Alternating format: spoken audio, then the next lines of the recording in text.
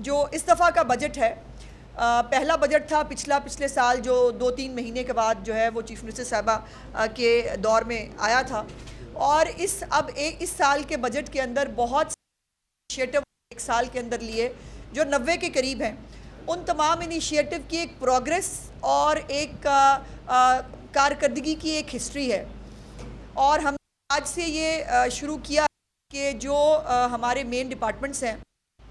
جن کی فنڈنگ کو جو ہے وہ 30% سے لے کر 300% تک مختلف محکموں کے اندر اضافہ کیا گیا ہے. اور وزیر اعلیٰ مریم نواز شریف صاحبہ کی حکومت جو ہے